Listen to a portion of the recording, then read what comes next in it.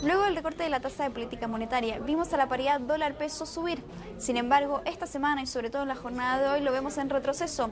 ¿A qué se debe entonces? ¿Cómo atribuimos entonces este retroceso para la paridad? Se lo preguntamos todo al periodista Eric Robledo, aquí en Trading Diario. Buenas tardes, Eric. Buenas tardes, Antonella.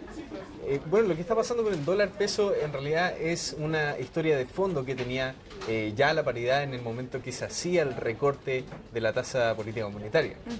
Recordemos que estaba en 5%, baja al 4,75% y eso disminuye en cierta medida el diferencial de tasas que hay entre Chile y los mercados desarrollados, particularmente Europa y Estados Unidos.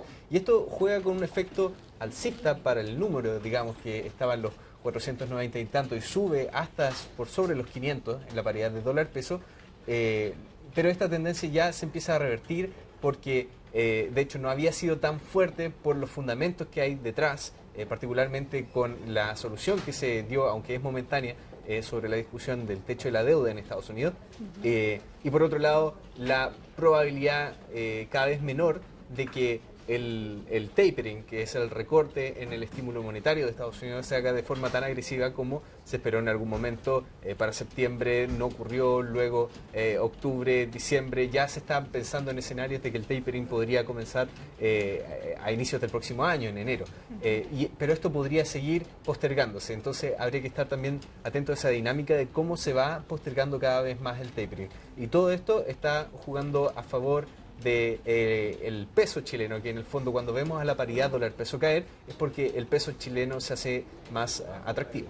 Entonces, ¿cuáles son los escenarios que enfrenta la paridad dólar-peso?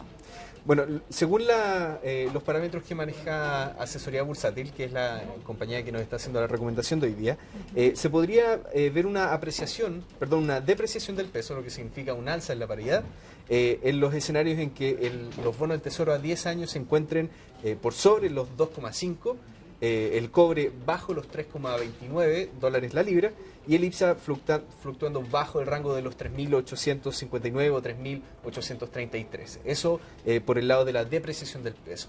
Al contrario, por el lado de las apreciaciones del peso, que significa una baja en la paridad del dólar peso, esto se podría ver con un Treasury o los bonos del Tesoro de 10 años, que se conoce así, los Treasury, bajo los 2,52%, con un cobre por sobre los 3,31 dólares la libra y también con un IPSA por sobre el rango de los 3.867 y 3.884. Y entonces, ¿cuál sería la recomendación? ¿Hasta dónde lo veríamos caer al dólar?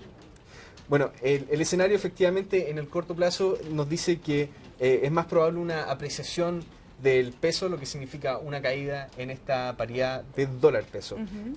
Y si ya estamos empezando a sentir que el recorte en la tasa política monetaria de Chile está relativamente incorporado ya en el momento del mercado, entonces podemos pensar que, según nos dicen en Asesoría Bursátil, que con un rompimiento en los niveles de 497,3 podríamos ver la paridad retroceder hasta los niveles de 494 y 491,75. Por lo tanto, eso puede ser un buen camino para aprovechar esta estrategia o este escenario con una venta corta.